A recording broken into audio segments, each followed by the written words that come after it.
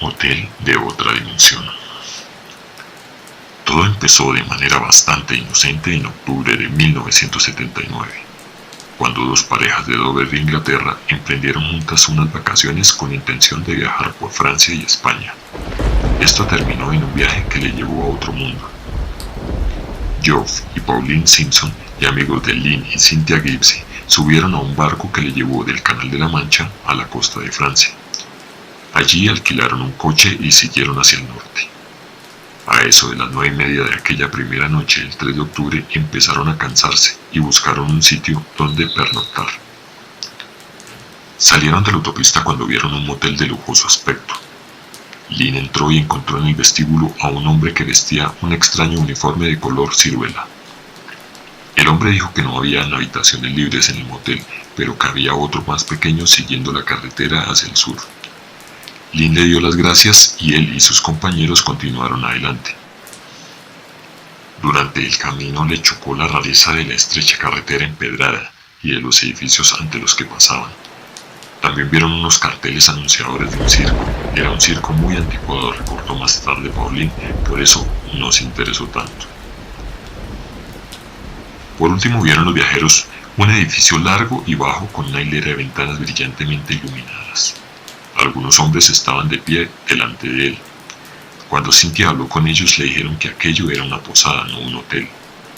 Los amigos continuaron por la carretera hasta que vieron los edificios. Uno de ellos era un cuartel de la policía y el otro una casa anticuada de 2 pisos y con un rótulo que decía hotel. En su interior todo era de madera sólida. No había manteles sobre las mesas ni señales de comodidades modernas como teléfonos o ascensores. Las habitaciones no eran menos extrañas. Las camas tenían sábanas gruesas y ninguna almohada.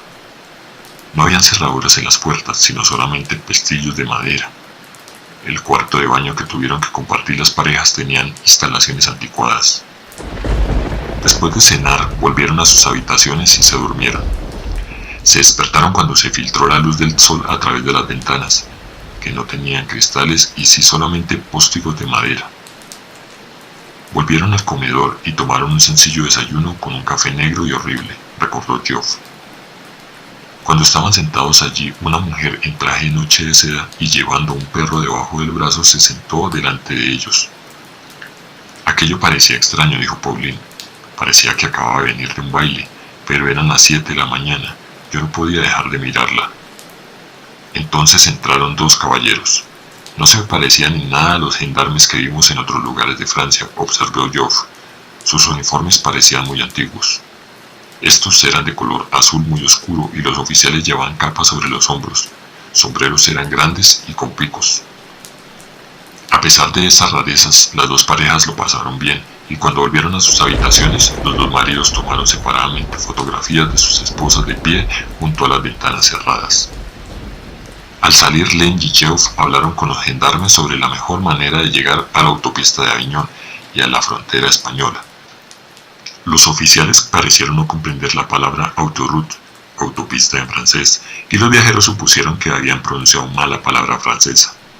Las instrucciones que les dieron fueron muy deficientes y irían a parar a una vieja carretera apartada a varios kilómetros de su camino. Decidieron emplear el mapa y seguir una carretera más directa. Después de cargar el coche, Lynn fue a pagar la cuenta y le sorprendió cuando el director le pidió solamente 19 francos. Presumiendo que había un error, Lynn explicó que eran 4 y que habían cenado allí. El director asintió con la cabeza. Lynn mostró la factura a los gendarmes, los cuales dijeron sonriendo que la cuenta era correcta. Pagó en efectivo y salió antes de que pudiesen cambiar de idea. A su regreso, después de pasar 2 semanas en España, las 2 parejas decidieron detenerse de nuevo en aquel hotel. La estancia había sido agradable y los precios ciertamente no tenían rival. La noche era fría y lluviosa, y la visibilidad escasa, pero encontraron el desvío y observaron los carteles de circo que habían visto antes.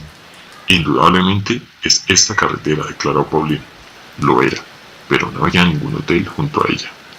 Pensando que se habían equivocado, volvieron atrás hacia el hotel donde el hombre de traje de color ciruela les había dado la dirección.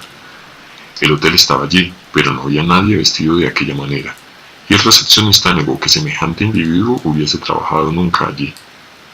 Las parejas recorrieron 3 veces la carretera en ambas direcciones buscando algo que ahora empezaban a comprender que ya no estaba allí. Había desaparecido sin dejar rastro. Se dirigieron hacia el norte y pasaron la noche en un hotel de Lyon. La habitación con comodidades modernas, el desayuno y la cena les costó 247 francos. A su regreso a Dover, Geoff y Lynn hicieron revelar sus respectivos rollos de la película. En ambos casos, las fotografías del hotel, una tomada por Geoff y 2 por Lynn, estaban a la mitad del rollo, pero cuando recogieron las fotos faltaban las tomadas en el interior del hotel. No había negativos estropeados, cada película tenía el número completo de fotos. Era como si aquellas no hubiesen sido tomadas, salvo por un pequeño detalle que observó un reportero de televisión de Yorkshire. Habían indicios de que la cámara había tratado de hacer correr el rollo en mitad de la película. Unos agujeros producidos por ruedas dentadas en los negativos perjudicaban estos. Las 2 parejas guardaron silencio sobre su experiencia durante 3 años, contándola solamente a los amigos y a la familia. Un amigo encontró un libro en el cual se decía que los gendarmes llevaban los uniformes descritos antes de 1905. En definitiva, un reportero del periódico Dover se enteró y publicó el relato del suceso. Más tarde, una emisora local de televisión transmitió una versión dramatizada de la experiencia. En 1985, un psiquiatra de Manchester, Albert Keller, hipnotizó a Geoff Simpson para ver si podía recordar el peculiar acontecimiento. Bajo hipnosis, no añadió nada nuevo a lo conscientemente recordado. Jean Reynolds, escritora británica que investigó el extraño episodio, se pregunta ¿qué ocurrió realmente a los 4 viajeros de la Francia rural? ¿Fue un resbalón en el tiempo? Si fue así, una pregunta, ¿por qué el director del hotel no se mostró sorprendido ante su vehículo y su indumentaria futurista? ¿Y por qué aceptó monedas de 1979 que ciertamente habría parecido extraña a cualquiera que hubiese vivido en aquel tiempo pasado? Los viajeros, tal vez viajeros en el tiempo, no se explican. Solo sabemos que ocurrió, dice Geoff.